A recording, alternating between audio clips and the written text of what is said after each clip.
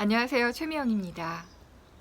여러분, 완연한 봄 날씨입니다.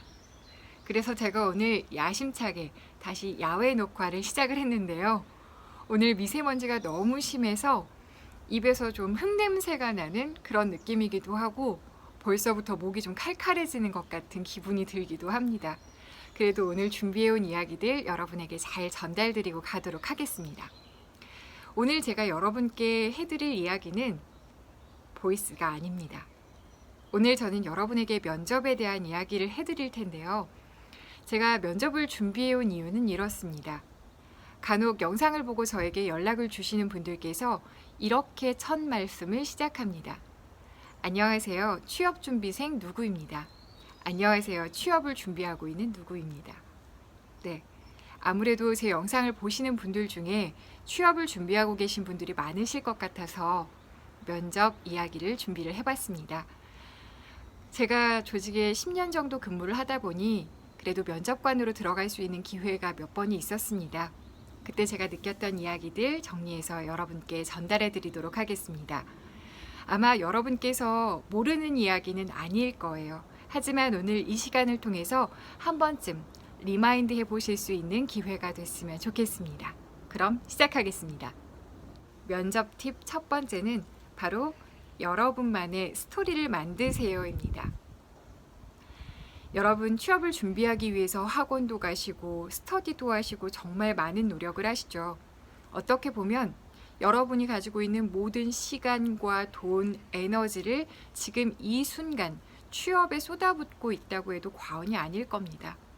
그런데 정작 기업에서는 뽑을 사람이 없다라고 이야기를 합니다. 왜 그런가 하면요.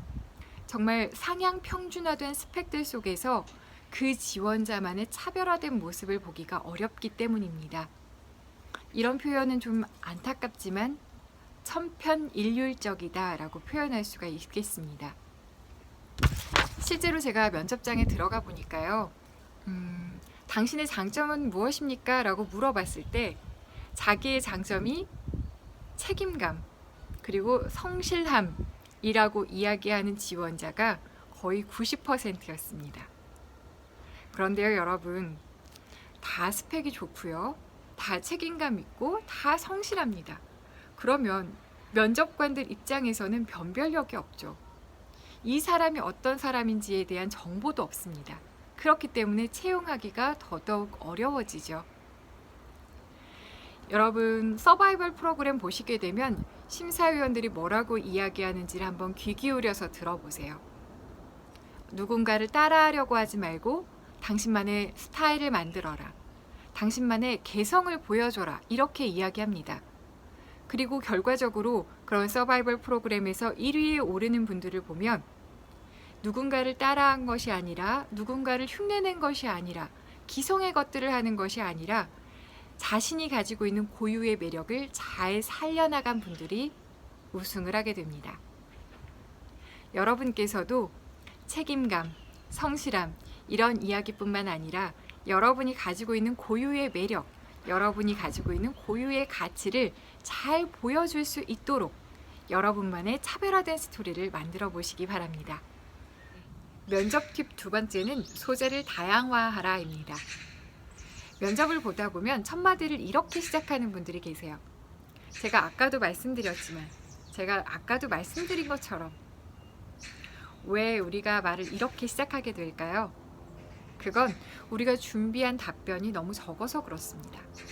면접관은 긴 면접 시간 동안 굉장히 다양한 이야기를 물어보는데 정작 우리가 준비된 답변이 많지 않다 보니까 똑같은 이야기를 반복해서 답변하고 있는 거죠. 그렇기 때문에 첫 마디가 아까도 제가 말씀드린 것처럼 네, 면접관이 질문을 다양하게 많이 던지는 건 여러분에 대해서 그만큼 더 많이 알고 싶다는 겁니다. 그런데 우리가 준비된 답변만 계속 반복해서 하게 되면 우리는 기회를 날리게 되는 거죠.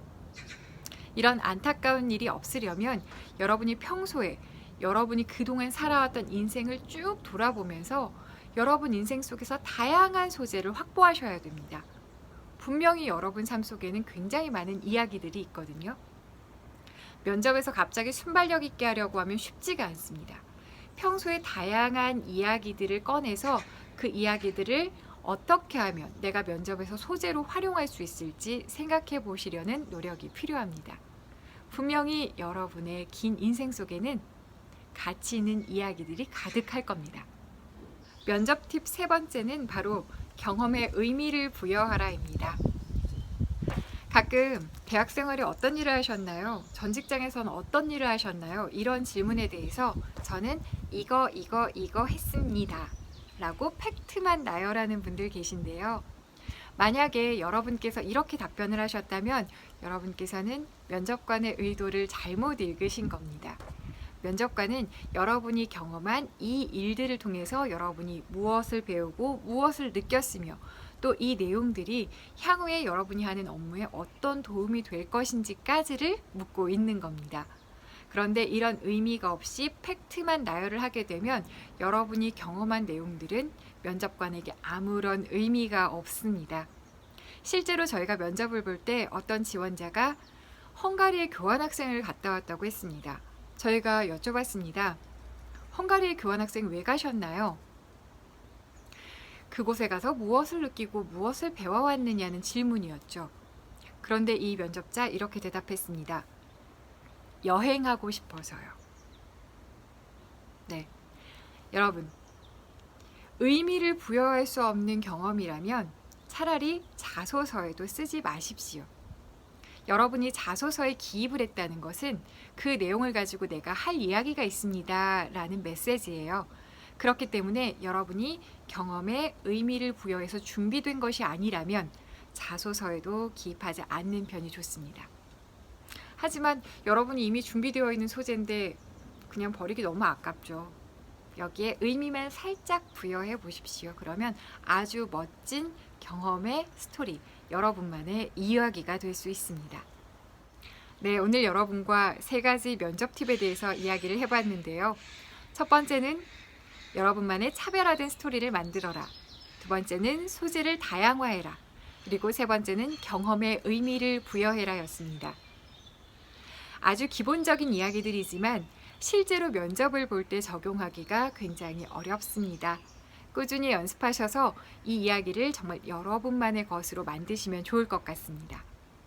이제 봄이 되면서 다양한 기업에서 공채를 쏟아내고 있습니다.